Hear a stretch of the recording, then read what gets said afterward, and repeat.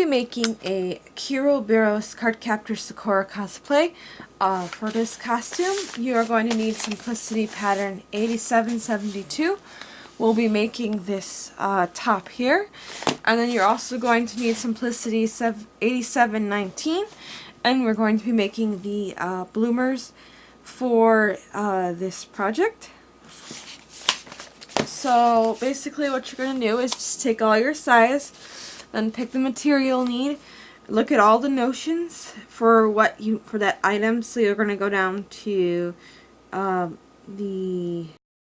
have to look at the notions, look for all the A sections. You won't need the boning for all this because we're not doing the corset. You will need a 22-inch zipper, 7-inch zipper for the skirt, which we're not doing. So just look at the notions, and then you will go down to blouse A and you will get fabric for that. You don't need the veil or the lace.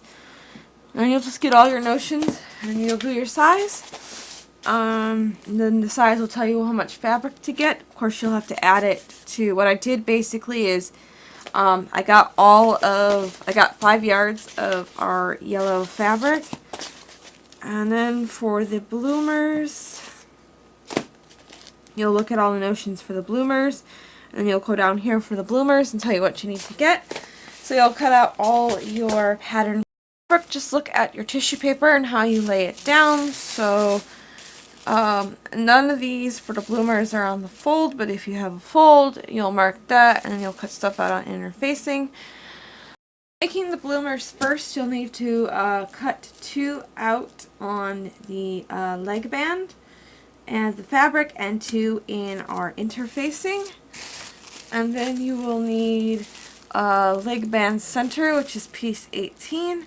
You'll cut 2 of the fabric and 2 of the interfacing, and then you'll need size page 16, and you only need to cut 2 out on the fabric.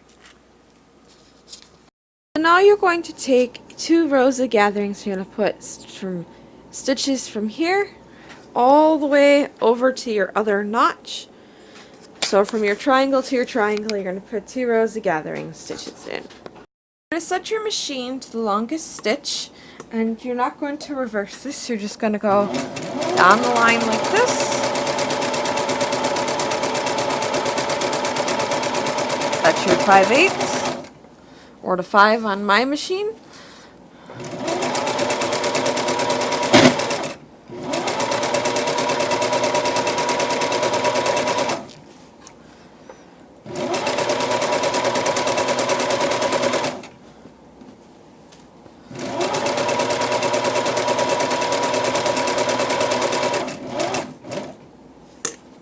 And you're just going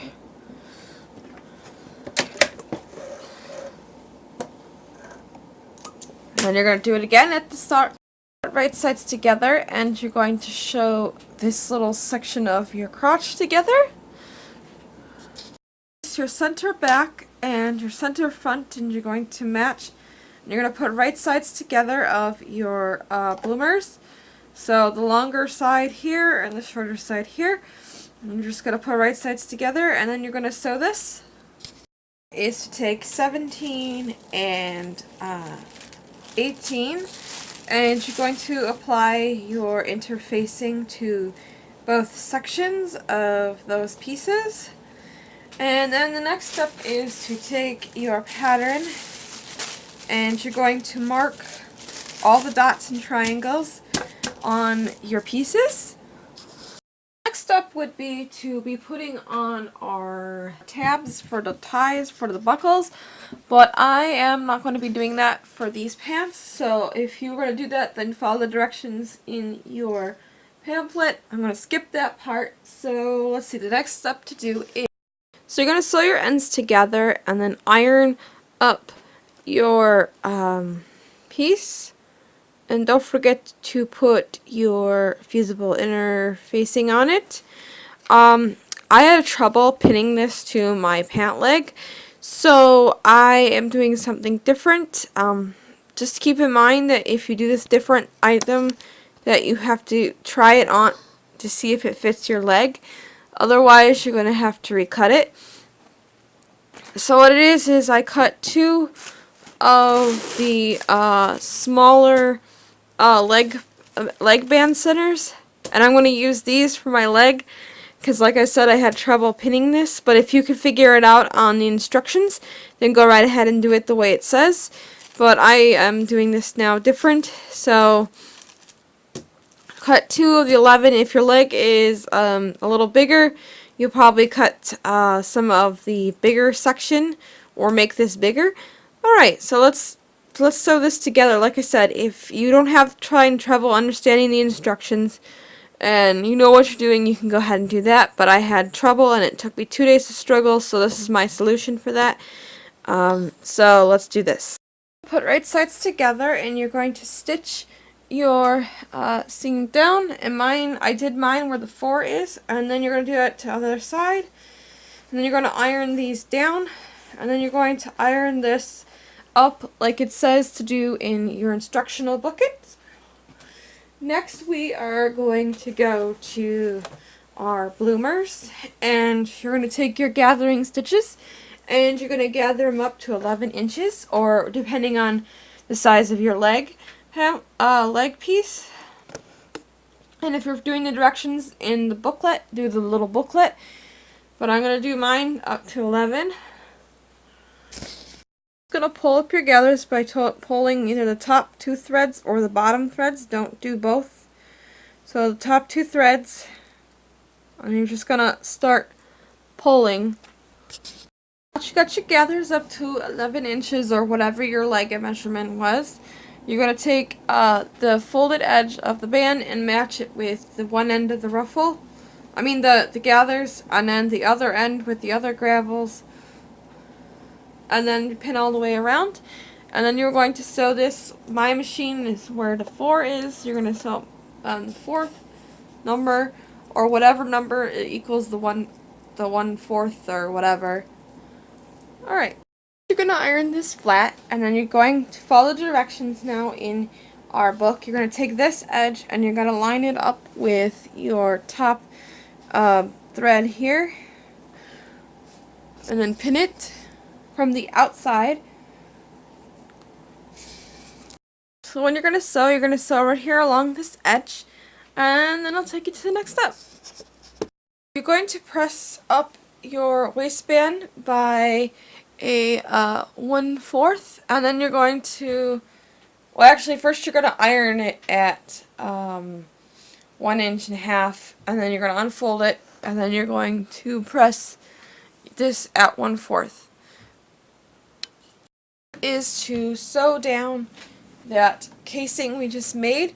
You're going to leave a hole so that we can insert our elastic. Alright, I'll take you to the next step. You're going to cut a piece of elastic the size of your waist and then add 1 inch.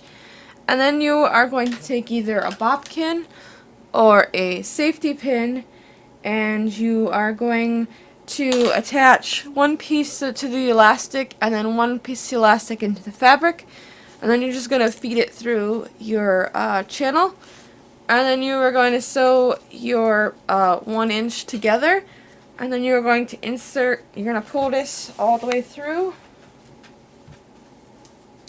so that it goes under your seam here, and then you're going to sew this shut. Now you're going to pull out pattern 872 for the blouse part of our kero costume, and you're going to mark all the things on your pattern, small dots, triangles, and stuff. So now we are going to put some stay stitching in the neck, and that's just the longest stitch in your neck area and the other part. I'm going to put some stay stitching also in your back pieces up in the neck area. Next step is to sew up on your back up to the notch, and then you're going to sew your shoulder seams and your side seams together. The next step is our neckband. You're going to mark your dots up here, your triangles. Don't do view B and C unless you're doing that view, and then any dot along the bottom. The next step after that is to cut some interfacing in the pattern, and you're going to attach it to one of your neck bands. All you do is you put the bubbly side down onto your fabric, and then you press 5 seconds in each spot.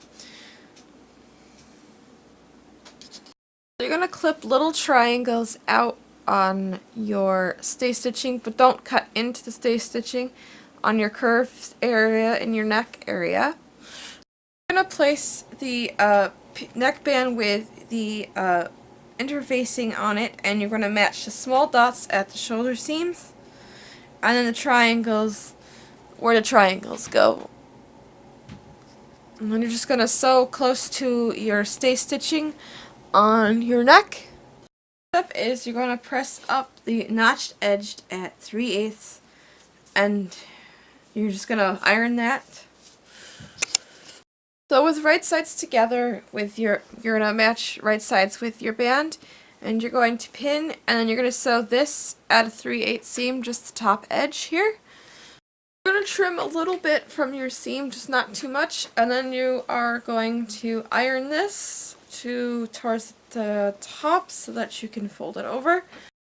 Press it over, and you are going to pin it from the outside, and then you're going to slip stitch this, but to save time I just sewed it. It will look funky on the neck, but if you want to do it the quicker way, you can just sew it or you can slip stitch it. So you're just going to fold it over and sew it down. The edges with your long stitch to close these. The zipper says to get a size 22. Mine is a size 18, so if you think this works for you, you can get a size 18. But my Joann's did not have my size zipper for at least 4 to 5 weeks, and I went back to the store and it was gone, so I had to get a size 18. So the pattern says to adjust the zipper according to size. So what you're going to do is you're going to press the left side at a 5/8 and the right side you're going to fold over the edge at 1/2 inch, and then you are going to pin your zipper to this. You'll see what you're going to do is you're going to line this tab up with the edge here, and then you're going to fold over the top and fold it underneath, and then you're going to take your zipper and you're just going to sew along the edge. You're going to baste the stitches. So for now we're going to work on our sleeve. You're going to put gathering stitches between the triangles here, and then between the large dots right down here. So that'll be our longest stitch. I'll show you what those look like. The others go from this dot on the bottom to this dot over here, and then from this notch all the way to this notch, and you'll do those to both sleeve top parts. This part is to match your large dots with your large dots on your lower sleeve half, and then match the center notch in the center, and then you're going to pull your gathers up to fit, and then you are going to baste. That's going to be your long stitches, and then you're going to sew it right where you based it, and then you're going to iron this, and then I'll take you to the next step. Is to sew your underarm seam by putting right sides together, and then you're going to press it open, and then you are going to make a 5/8 you're going to press a 5/8, and then you're going to go back and you're going to take your edge and you're going to fold it down, and then you're going to sew it to make a narrow hem for your cuff, and that'll take you to the next step. The next step is to put your right sides together of your sleeve, so your bodice part will be inside out and your right side will be touching that. You're going to match the center dot with the shoulder seam, the 2 small dots with the other dots, and then the notches, and then your underarm seam.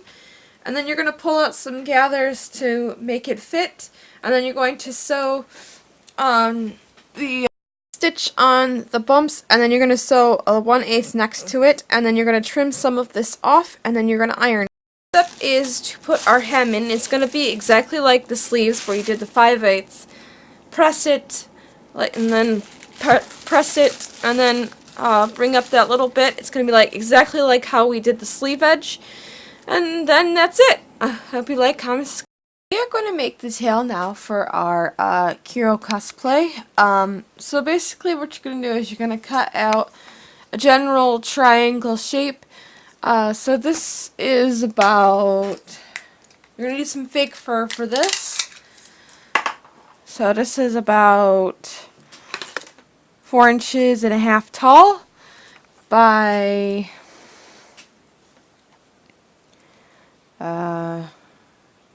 3 inches. So just make this general shape with it being a triangle and then curved. And then you're going to need a thick pipe cleaner thing that you can get at your craft store. And then for our tail, you're going to measure your tail. Mine was 2 inches. So you're going to need a 2-inch piece of fabric by your tail, but add a couple of more inches so that we can enclose our tail. And then you are going to need the same size but longer for our belt. This is about 51 inches long. Alright, let's begin. See, the presser foot is lined up with the edge. So you're just going to sew along here. Make sure you remove your pins as you go along. Next step is to put right sides together of your tail, and you're going to leave an opening towards the bottom so that you can pull right sides out. So we're going to pull right sides out. If you want and you find that your tail is too flat to fluff, you can add a little stuffing, which I did, so it'll look something like this. So you're just going to stick some stuffing in the hole until you like the fullness of what you got. So I think I'll go with this, and then I'll take you to the next step. You're going to pull right sides out, and then you're going to double your pipe. You're going to pull right sides out of your fabric, and you're going to double your pipe cleaner, and you're going to twist it, and then you're going to shove it into your tail, and then you're going to leave a little space down here to stuff our tail in. I mean the point. So when you got your tail stuffed in, you're just going to sew along the edge. If you think hand sewing is easier, you can do that. But make sure you got this in here tight. So now you're gonna stuff your tail back down into the wire back into your tail. To make the tie, so you're gonna fold over your edge just a little bit. You can either press this or sew this. I decided to sew it. And then you're gonna fold over your ends. And then now we're going to fold over this edge here, but make sure you mark the middle so that we could put in our tail for the center. So you're going to sew down your tie, but you're going to put pins in the center and stop here and continue sewing here so we can insert our tail piece. When you sew this in, you're going to sew along the bottom, up and over and down. And then your tail's done. And it's ready for your Kero costume.